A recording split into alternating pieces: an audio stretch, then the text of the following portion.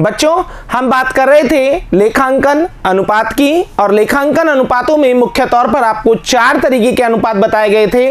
तरलता अनुपात, शोधन क्षमता अनुपात, क्रियाशीलता अनुपात और लाभदायकता अनुपात। पिछले 5 वीडियोस में हम बात कर चुके हैं पहले 3 प्रकारों की, और आज के वीडियो में हम लेकर आए हैं लाभदायकता अनुपात, जिसमें लगभग आप 10 अनुपातों का अध्ययन करेंगे। लेकिन इन अनुपातों को हमने समझने की दृष्टि से 2 भागों में बांट लिया है। ऐसे अनुपात जो बिक्री पर आधारित है और ऐसे अनुपात जो पूंजी या विनियोग विश्लेषण पर आधारित है। तो आज के भाग में हम मुख्य तौर पर पूंजी विक्रय पर आधारित लाभदायकता अनुपातों की बात करेंगे। तो आइए शुरू करते हैं लाभदायकता अनुपात। लाभदायकता अनुपात, सबसे पहले लाभदायकता अनुपातों को समझने से पहले हमें बात कर लेनी चाहिए लाभदायकता क्या है। आप सभी जानते हैं कि लाभ हानि खाते के द्वारा या लाभ हानि विवरण के द्वारा जो लाभ प्रकट किया जाता है वो एक निरपेक्ष संख्या है। यदि उस लाभ को बिक्री या पूंजी पर आधारित कर दिया जाए, यानी कि यदि उसका प्रतिशत बिक्री पर या फिर पूंजी पर ज्ञात कर लिया जाए, तो वो लाभ की निरपेक्ष माप सापेक्ष माप में परिवर्तित हो जाती है, और इसी सापेक्ष माप को कहा जाता है लाभदायकता। विश्लेषण करने के लिए, तुलना करने के लिए लाभ को आधार ना बनाकर बल्कि लाभदायकता को आधार बनाना चाहिए, ताकि परिणाम और भी अच्छे निकलें, तुलना के सटीक और सही परिणाम निकलें। लाभदायकता एक सापेक्ष माप है। लाभदायकता कैसी माप है? सापेक्ष माप है, क्योंकि इसे बिक्री या पूंजी पर आधारित करने के बाद ज्ञात किया जाता है। अर्थात जब लाभ की निरपेक्ष राशि को बिक्री या पूंजी पर आधारित कर दिया जाता है तो वह चीज क्या बन जाती है? लाभदायकता कहलाती है। लाभदायकता अनुपात व्यवसाय में उपलब्ध संसाधनों के उपयोग और लाभ के संबंध को व्यक्त करता है। यानी लाभदायकता अनुपात ये बताते हैं कि व्यवसायिक संसाधनों का किस तरीके से दोहन किया गया, किस तरीके से उनका उपयोग किया गया और लाभ की मात्रा उस क्रियाकलाप से कितनी रही, इन दोनों के संबंध को व्यक्त करता है। लाभदायकता अनुपात में कौन कौन से अनुपात मुख्य हैं? पहला अनुपात है सकल लाभ अनुपात, जिसे कहा जाता है ग्रॉस प्रॉफिट रेशियो।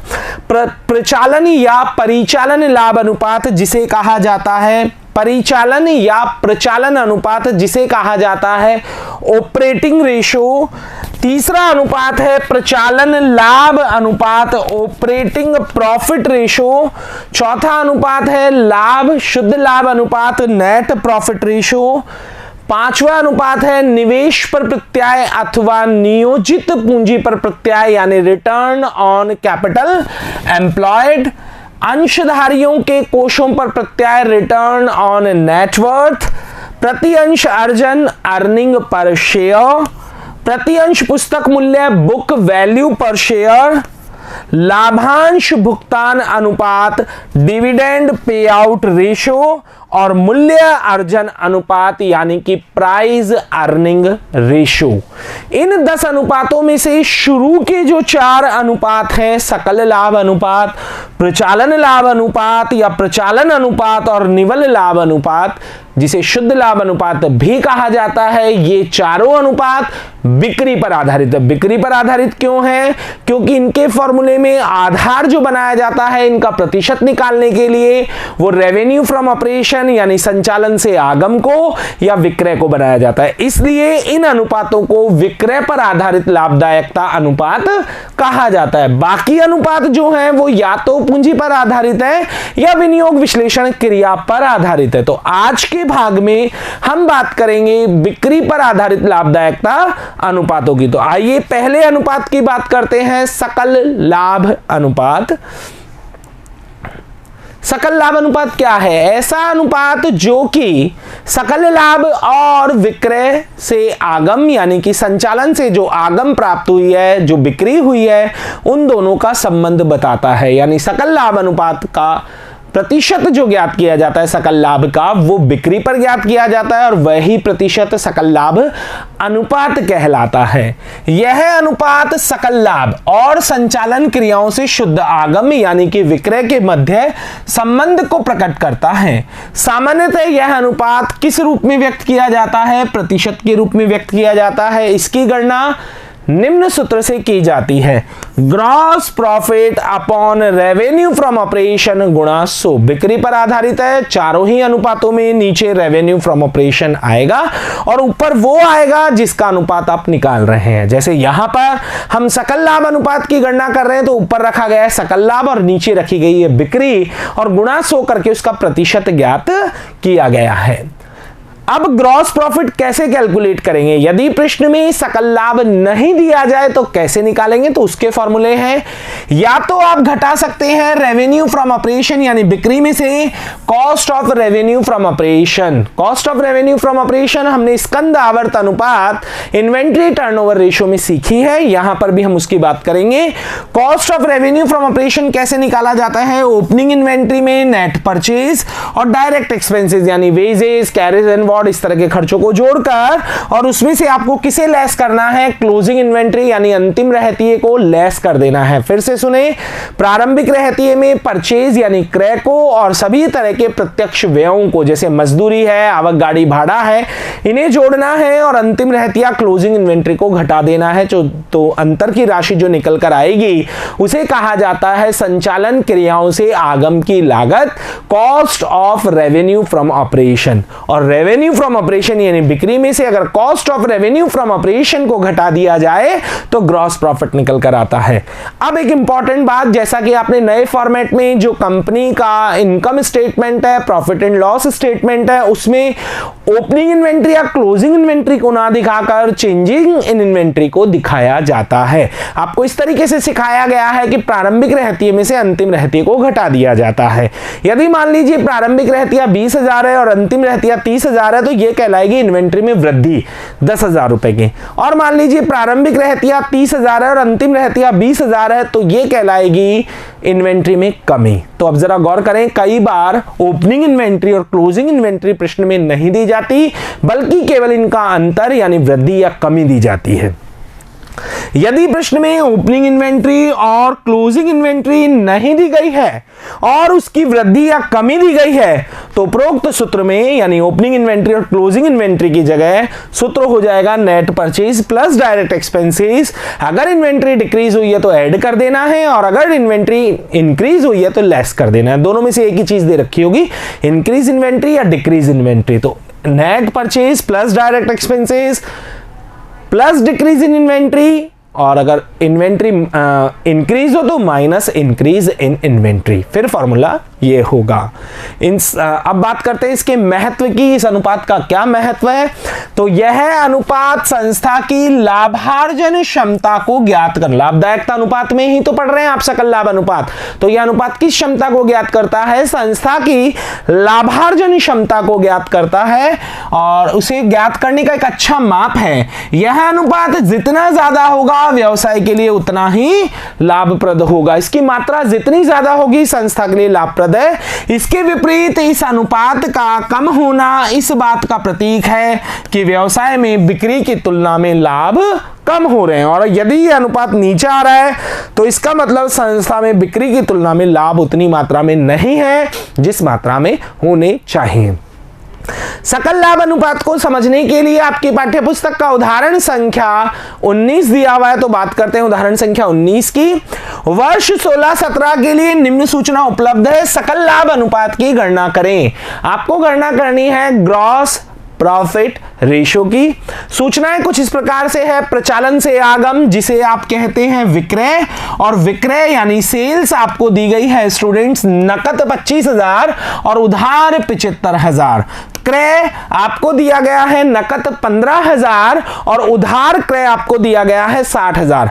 आवक ढुलाई जिसे कहते हैं कैरेज इनवॉर्ड, ये एक प्रत्यक्ष व्यय है 2,000 रुपए।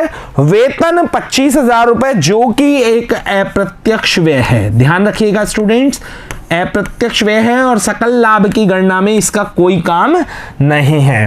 रहतिये में कमी, आ गई बात जो मैंने समझाई थी। यहां पर रहतिये ओपनिंग रहतिया या फिर क्लोजिंग रहतिया, ओपनिंग इन्वेंट्री क्लोजिंग इन्वेंट्री नहीं दी गई है, बल्कि रहतिये में वृद्धि या कमी, जैसे कि इसमें दी गई है रहतिये में कमी, तो आपको फॉर्मूले में से ऐड करना होगा। बहा वापसी जिसे कहते हैं परचेज रिटर्न, तो इसको आपको लेस करना है किसमें से, परचेज में से। और मजदूरी वेजेज एक प्रत्यक्ष व्यय है कैरिज इनवर्ड की तरह।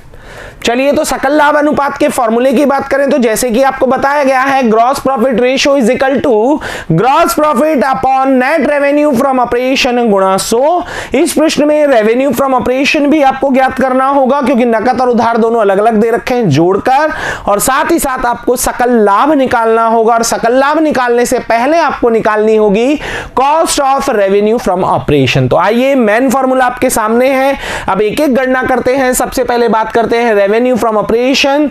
कैश रेवेन्यू फ्रॉम ऑपरेशन और क्रेडिट रेवेन्यू फ्रॉम ऑपरेशन आपको दिए गए हैं 25,000 और साथ ही साथ 75,000 रुपए। तो यानी कि टोटल रेवेन्यू फ्रॉम ऑपरेशन जो हो गई वो हो गई 1 लाख रुपए। परचेज की अगर बात करूं तो परचेज यहां पर 15,000 और 60,000 दी गई है, नकद और उधार, साथ ही साथ बहा वापसी परचेज रिटर्न 2,000 रुपए दी गई है। तो कैश परचेज 15,000, क्रेडिट परचेज 60,000 और रिटर्न आउटवर्ड आपको दी गई है 2,000। तो आपकी जो नेट परचेज है वो होगी 73,000 रुपए। अब ग्रॉस प्रॉफिट की गणना करने से पहले आपको निकालना होगा cost of revenue from operation. Cost of revenue from operation किस तरीके से निकालना होगा, जो परचेज है उसमें आपको रहतिये में कमी डिक्रीज इन इन्वेंट्री को जोड़ना होगा, और साथ ही साथ दो डायरेक्ट एक्सपेंसेस, एक तो कैरिज इनवर्ड दिया हुआ है, एक वेजेस दिया हुआ है, इन दोनों को जोड़ना होगा। तो आइए बात करते हैं cost of revenue from operation की। परचेज जो कि आपने मालूम किया है 73,000, परचेज रिटर्न घटाने के बाद डिक्रीज इन इन्वेंट्री 10,000, साथ ही साथ आपको दिया गया है कैरिज इनवर्ड 2,000 और वेजेज 5,000।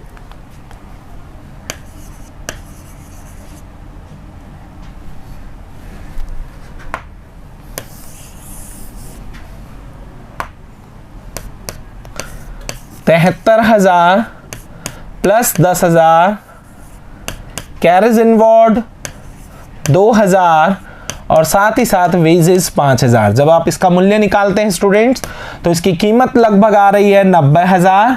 1 लाख रुपए की बिक्री की जाती है और 90,000 रुपए cost of revenue from operation है। और ग्रॉस प्रॉफिट का फॉर्मूला जैसे कि आपको बताया गया है, revenue from operation minus cost of revenue from operation.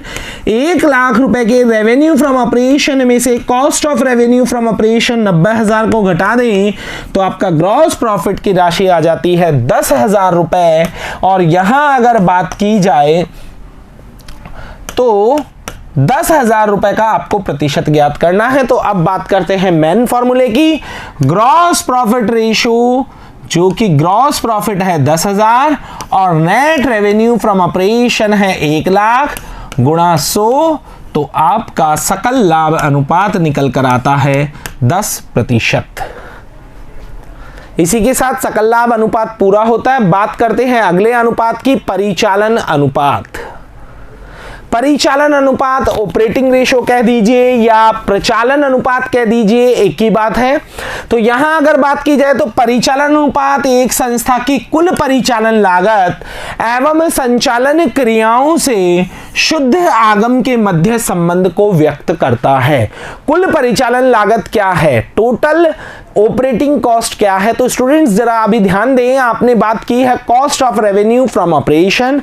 बिक्री की जो लागत है यानी संचालन से आगम की लागत है वो तो केवल माल बनाने तक की लागत है, और बिक्री में से माल बनाने तक की लागत को घटा दिया जाता है तो वो ग्रॉस प्रॉफिट आता है। ऑपरेटिंग कॉस्ट जब आप माल बनाने की लागत में और खर्चे आगे के जोड़ देते हैं, जैसे कि एडमिनिस्ट्रेशन एक्सपेंसेस है, सेलिंग एक्सपेंसेस है, डिस्ट्रीब्यूशन एक्सपेंसेस है, जो कि माल बनाने के बाद माल को बेचने के लिए या फिर कार्यालय को चलाने के लिए किए जाते हैं, इन सबको जोड़ देते हैं। Cost of revenue from operation में ऑपरेटिंग एक्सपेंसेस को जोड़ देते हैं, परिचालन व्ययों को जोड़ देते हैं, तो वो बन जाती है परिचालन लागत। तो परिचालन अनुपात क्या है? परिचालन अनुपात परिचालन लागत और विक्रय से जो आगम हुई है, यानी आगम आपको प्राप्त हुई है रेवेन्यू फ्रॉम ऑपरेशन, परिचालन से जो आगम प्राप्त हुई है, उन दोनों के मध्य संबंध को व्यक्त करता है। कुल परिचालन लागत ज्ञात करने के लिए संचालन क्रियाओं से आगम की लागत यानी cost of revenue from operation में मुख्य व्यवसाय से संबंधित समस्त परिचालन व्ययों को जोड़ दिया जाता है। यानी माल बनाने की लागत के बाद और माल को बेचने के लिए, कार्यालय को चलाने के लिए, व्यवसाय के अस्तित्व को कायम रखने के लिए जो खर्चे किए गए हैं, वो खर्चे परिचालन व्यय कहलाते हैं। उन सभी व्ययों को जोड़ दें तो परिचालन लागत निकल कर आएगी। और परिचालन अनुपात जो कि आप पढ़ रहे हैं और परिचालन लाभ अनुपात जो कि आप आगे पढ़ेंगे, इन दोनों का जो योग होता है वो 1 या 100 होगा। अगर प्रतिशत में निकालेंगे तो 100 होगा और अनुपात में निकालेंगे तो 1 होगा। ऑपरेटिंग रेशो की अगर बात की जाए तो ऑपरेटिंग रेशो की गणना का जो मूल फॉर्मूला है वो है operating cost upon net revenue from operation गुणा 100। अगर यहां बात करें तो ऑपरेटिंग कॉस्ट किस तरीके से निकाली जाएगी, ये मुख्य प्रश्न है। इसे 2 तरीके से कैलकुलेट किया जा सकता है, या तो cost of revenue from operation में ऑपरेटिंग एक्सपेंसेस जोड़ दिए जाएं, जैसा कि आपको नजर आ रहा है। Cost of revenue from operation जिसे आप निकालना जानते हैं, रेवेन्यू फ्रॉम ऑपरेशन में से यदि ग्रॉस प्रॉफिट को घटा दें तो cost of revenue from operation आ जाता है, और उसमें ऑपरेटिंग एक्सपेंसेस को जोड़ दें, परिचालन व्ययों को जोड़ दें, तो वो बन जाती है ऑपरेटिंग कॉस्ट। और दूसरा तरीका, रेवेन्यू फ्रॉम ऑपरेशन में से किसे लेस कर दें, ऑपरेटिंग प्रॉफिट को लेस कर दें। परिचालन व्ययों में क्या क्या शामिल होगा, कार्यालय के व्यय, प्रशासनिक व्यय, विक्रय व्यय, वितरण व्यय, हास, कर्मचारी हित के व्यय आदि को शामिल किया जाता है। इस अनुपात का महत्व, परिचालन अनुपात व्यवसाय की कार्यकुशलता एवं लाभोपार्जन क्षमता का माप है। यह अनुपात जितना कम, क्योंकि लागत अनुपात है, तो जितना कम होगा उतना लाभार्जन की दृष्टि से संस्था कुशल मानी जाती है। यानी इस अनुपात का नीचा होना संस्था की कुशलता माना जाता है, क्योंकि लागत अनुपात और लागत जितना कम होगा उतना संस्था के लिए फायदेमंद होगा। अगला अनुपात आता है परिचालन लाभ अनुपात, जो कि ऑपरेटिंग कॉस्ट रेशो से ही बना है। ऑपरेटिंग कॉस्ट रेशो और ऑपरेटिंग प्रॉफिट रेशो को यदि परसेंटेज में आप निकाल रहे हैं, इंटू 100 का प्रयोग आप कर रहे हैं तो परसेंटेज में ही से निकाल रहे हैं, तो इनका योग 100 होगा। और अगर इंटू 100 का प्रयोग ना कर इनकी गणना करें तो फिर इनका योग 1 होगा। यह अनुपात परिचालन लाभ एवं संचालन क्रियाओं के आगम शुद्ध विक्रय, आप सब देख रहे हैं कि हम सभी में नीचे बिक्री का प्रयोग कर रहे हैं। शुरू के 4 अनुपातों में आप बिक्री का ही प्रयोग करेंगे, इसी कारण इन्हें बिक्री पर आधारित लाभदायकता कहा जाता है। विक्रय के मध्य संबंध स्थापित करता है। परिचालन लाभ से आशय उस लाभ से है जो संचालन क्रियाओं से आगम में से मुख्य व्यवसाय से संबंधित समस्त परिचालन लागत घटाकर निकाला जाता है। यानी पीछे जो आपने ऑपरेटिंग कॉस्ट ज्ञात की है, यदि उस ऑपरेटिंग कॉस्ट को, यदि उस परिचालन लागत को आप परिचालन विक्रय जो है, बिक्री जो है, संचालन से बिक्री जो है उसमें से घटा देते हैं, तो अंतर की राशि जो आती है वो परिचालन लाभ निकल कर आता है। ऑपरेटिंग प्रॉफिट रेशियो का फॉर्मूला क्या है, operating profit upon net revenue from operation गुणा 100। ऑपरेटिंग प्रॉफिट किस किस तरीके से कैलकुलेट किया जा सकता है, या तो ग्रॉस प्रॉफिट में से आप ऑपरेटिंग एक्सपेंसेस को घटा दें, या फिर आप नेट रेवेन्यू फ्रॉम ऑपरेशन में से लेस कर दें, किसको, ऑपरेटिंग कॉस्ट को। ऑपरेटिंग कॉस्ट को अगर आप लेस कर देते हैं नेट रेवेन्यू फ्रॉम ऑपरेशन में से, तो भी परिचालन लाभ निकाला जा सकता है। दोनों ही सूत्रों से परिचालन लाभ की जो राशि होगी वो समान होगी। यह अनुपात स्पष्ट करता है कि संस्था की संचालन क्षमता कैसी है। यह अनुपात ये बताता है कि संस्था किस तरीके से अपना संचालन कर रही है। जितना अधिक यह अनुपात होगा, संस्था संचालन क्रियाओं से लाभ कमाने की दृष्टि से उतनी ही कुशल मानी जाएगी। निम्नलिखित सूचनाओं से सकल लाभ अनुपात प्रचालन अनुपात का परिकलन कीजिए। आपसे यहां पर दो रेशो पूछे गए हैं, ग्रॉस प्रॉफिट रेशो और ऑपरेटिंग रेशो, लेकिन यहां पर हम ऑपरेटिंग प्रॉफिट रेशो की भी गणना कर लेंगे ताकि आपको ऑपरेटिंग रेशो और ऑपरेटिंग प्रॉफिट रेशो का कनेक्शन भी पता लग जाएगा। आइए तो जो सूचनाएं दी गई है उनसे यहां पर हम तीन रेशो की गणना करेंगे, gross profit ratio, operating ratio और ऑपरेटिंग प्रॉफिट रेशो। यानी मैं बात कर रहा हूं सकल लाभ अनुपात, परिचालन अनुपात या परिचालन लागत अनुपात, एक ही बात है, या फिर परिचालन लाभ अनुपात। प्रचालन से आगम रेवेन्यू फ्रॉम ऑपरेशन आपको दिया गया है 3,40,000 रुपए। प्रचालन से आगम की लागत cost of revenue from operation आपको दी गई है 1,20,000 रुपए। विक्रय व्यय 80,000 रुपए और प्रशासनिक व्यय 40,000 रुपए। ये दोनों ही खर्चे ऑपरेटिंग एक्सपेंसेस हैं। सबसे पहले बात करना चाहेंगे ग्रॉस प्रॉफिट रेशो की, जिसका फॉर्मूला होता है gross profit ratio is equal to gross profit upon net revenue from operation गुणा 100। अगर मैं बात करूं तो आपको यहां पर नेट रेवेन्यू फ्रॉम ऑपरेशन तो 3,40,000 दिया गया है, लेकिन ग्रॉस प्रॉफिट नहीं दिया गया है। लेकिन अगर ग्रॉस प्रॉफिट के फॉर्मूले की हम बात करें तो ग्रॉस प्रॉफिट का जो फॉर्मूला है वो है revenue from operation minus cost of revenue from operation, और प्रश्न में रेवेन्यू फ्रॉम ऑपरेशन भी दिया गया है और cost of revenue from operation भी दिया गया है। रेवेन्यू फ्रॉम ऑपरेशन है 3,40,000 और cost of revenue from operation है 1,20,000। तो रेवेन्यू फ्रॉम ऑपरेशन 3,40,000 में से आप cost of revenue from operation 1,20,000 को जब घटाते हैं तो ग्रॉस प्रॉफिट की राशि निकल कर आती है 2,20,000 रुपए।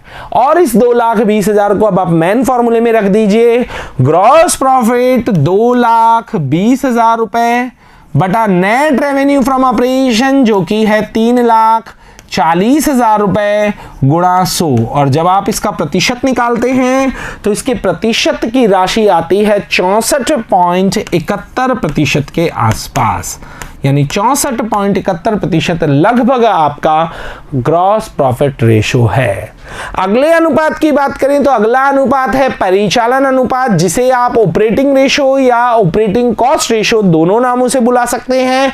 और इसके अगर मेन फॉर्मूले की बात की जाए तो इसका मेन फॉर्मूला होता है ऑपरेटिंग रेशो बराबर operating cost upon net revenue from operation गुणा 100। अब बात आती है कि ऑपरेटिंग कॉस्ट की गणना कैसे की जाए। तो जैसा कि आपको बताया गया था कि माल बनाने की लागत में जो कि आपके पास अवेलेबल है, माल बनाने की लागत यहां पर 1,20,000 रुपए है, इसमें आगे के और खर्चे जोड़ दिए जाए जैसा कि प्रश्न में दिया गया है, विक्रय व्यय और प्रशासनिक व्यय, तो ये लागत बन जाती है ऑपरेटिंग कॉस्ट। तो अगर सबसे पहले हम ऑपरेटिंग कॉस्ट की बात करें तो cost of revenue from operation हमें दिया गया है 1,20,000, सेलिंग एक्सपेंसेस और एडमिनिस्ट्रेशन एक्सपेंसेस दिए गए हैं 80,000 और 40,000।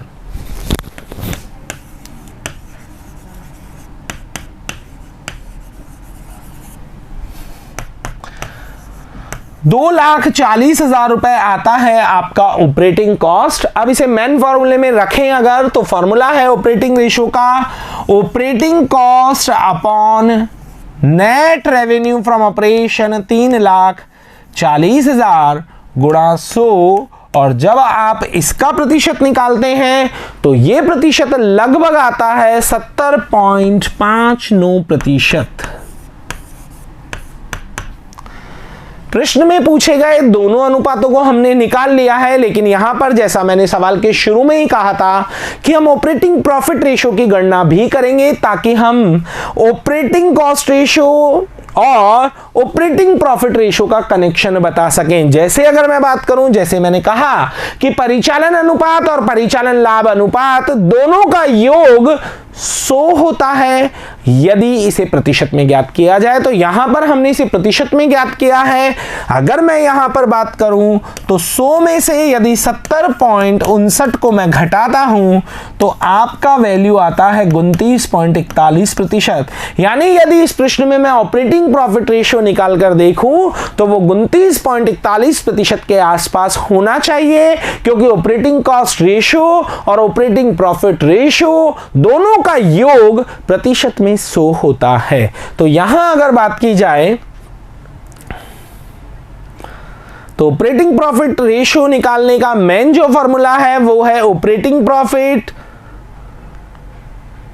Upon net revenue from operation गुणा 100।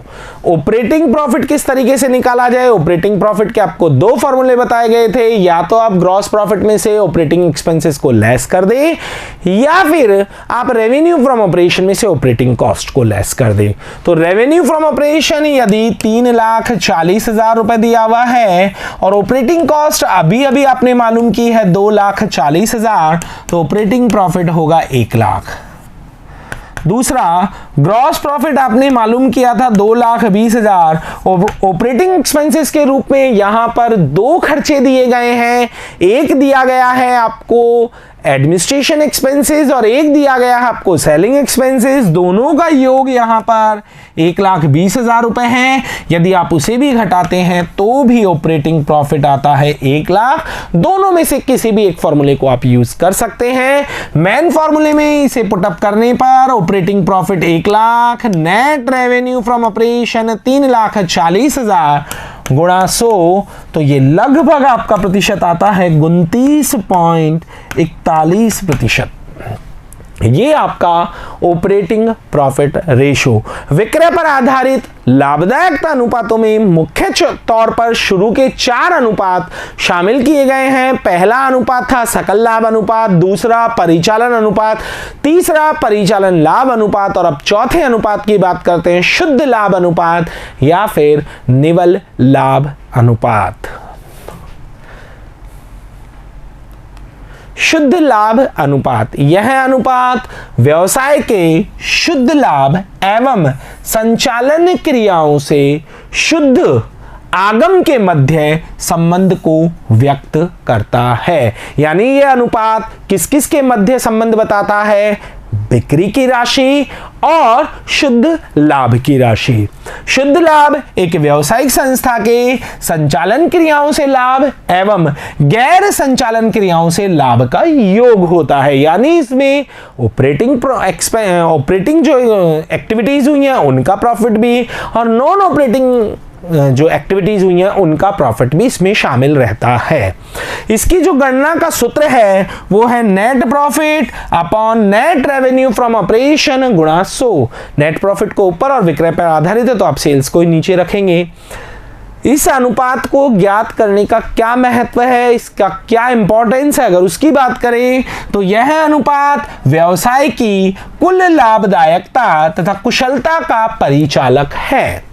यदि यह अनुपात विगत वर्षों की तुलना में वृद्धि प्रदर्शित करता है तो इसका आशय है कि व्यवसाय की लाभप्रदता में सुधार हुआ है। यानी यदि आप पिछले 5 वर्षों के शुद्ध लाभ का विश्लेषण करें और आपको उनमें बढ़ने की प्रवृत्ति नजर आए तो आप ये कह सकते हैं कि संस्था के शुद्ध लाभों में वृद्धि हो रही है, संस्था अच्छा काम कर रही है। यह अनुपात एक और संचालन क्रियाओं से आगम पर लाभदायकता को दर्शाता है, वहीं स्वामियों की पूंजी पर जोखिम के लिए उचित लाभ होने की जानकारी भी देता है। यानी कि साथ ही साथ ये बताता है कि स्वामियों ने जो धन विनियोग किया है उसने उचित आधार पर लाभ मिल रहा है या नहीं मिल रहा है। इस अनुपात को समझने के लिए आपकी पाठ्यपुस्तक में दिया गया है उदाहरण संख्या 21। एक कंपनी का सकल लाभ अनुपात 25% है। ग्रॉस प्रॉफिट दिया हुआ है 25%। प्रचालन से उधार आगम 20 लाख रुपए, बिक्री दी गई है 20 लाख लेकिन वो केवल उधार बिक्री है 20 लाख। और प्रचालन से नकद आगम कुल प्रचालन से आगम का 10% है। और जो नकद बिक्री है वो कुल बिक्री का, ये गलती मत कर बैठिएगा कि कहीं आप 20 लाख का 10% निकाल दें। अधिकतर विद्यार्थी यही करते हैं। पहले आप ढंग से पढ़ लीजिए कि प्रतिशत काय पर दिया गया, प्रतिशत दिया गया किस पर? कुल प्रचालन पर, कुल प्रचालन से मतलब कुल बिक्री पर, जबकि जो 20 लाख रुपए है वो तो उधार बिक्री है। तो कुल बिक्री का 10% निकालने के लिए पहले कुल बिक्री निकालनी होगी। यदि कंपनी के अप्रत्यक्ष व्यय 50,000 रुपए हों तो शुद्ध लाभ अनुपात का परिकलन कीजिए, यानी कि आपको नेट प्रॉफिट रेशो यहां पर निकालना है। लेकिन सबसे पहले हमें बिक्री निकालनी होगी। बिक्री निकालने के बाद ग्रॉस प्रॉफिट निकालना होगा। ग्रॉस प्रॉफिट में से अप्रत्यक्ष व्यय यानी पीएनएल के जो खर्चे दिए हैं उन्हें घटाना होगा, तब जाकर नेट प्रॉफिट निकलेगा और फिर नेट प्रॉफिट रेशो की गणना की जाएगी। लेकिन पहले हम मेन फॉर्मूले की बात करते हैं। नेट प्रॉफिट रेशो का फॉर्मूला आप सभी जानते हैं, net profit upon revenue from operation गुणा 100। अब बात आती है रेवेन्यू फ्रॉम ऑपरेशन, यहां केवल उधार दिया गया है, जबकि हमें नकद बिक्री को मालूम करके दोनों को जोड़ या तो कुल बिक्री निकालनी है या फिर डायरेक्ट कुल बिक्री निकालनी है, उसकी बात करते हैं। आइए, आपको उधार आगम विक्रय दिया गया है 20 लाख।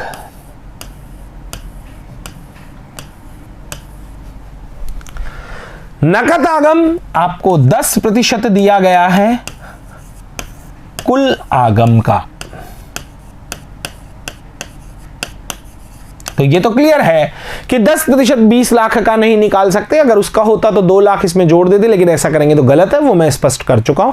ऐसी सिचुएशन में क्या करना चाहिए, जिस पर प्रतिशत हो अगर वो नहीं है तो आपको 100 मानकर कैलकुलेशन करनी चाहिए। माना कुल आगम जो है वो कितनी है, 100, तो नकद आगम कितनी होगी, 10, तो उधार आगम कितनी होगी, 90, क्योंकि कुल आगम बनती है नकद और उधार को मिलकर। कुल बिक्री किन दोनों को जोड़कर बनती है, नकद बिक्री और उधार बिक्री। हमने माना है कि कुल बिक्री 100 है, नकद बिक्री का प्रतिशत हमें पता है 10% है, तो जो उधार आगम है या उधार बिक्री है वो 90% है।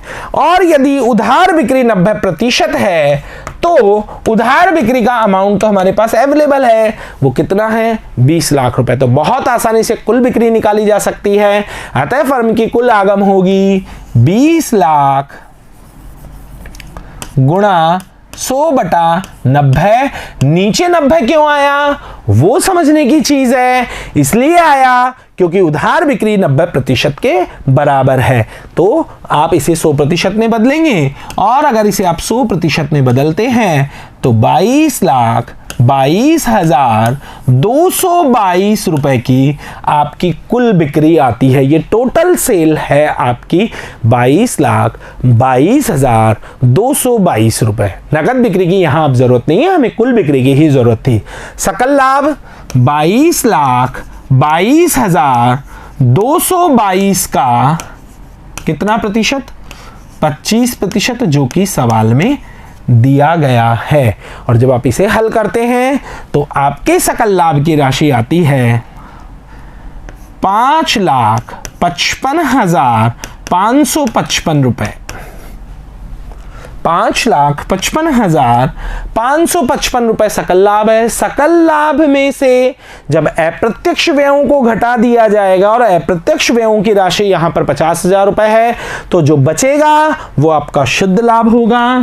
तो 5,55,555 माइनस 50,000, तो 5,05,555 रुपए का शुद्ध लाभ बच जाएगा।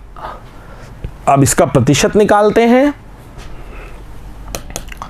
5,05,555 रुपए का शुद्ध लाभ कितनी बिक्री पर, 22,22,222 पर, गुणा 100। और जब आप इसके प्रतिशत की गणना करते हैं तो यह आता है 22.75।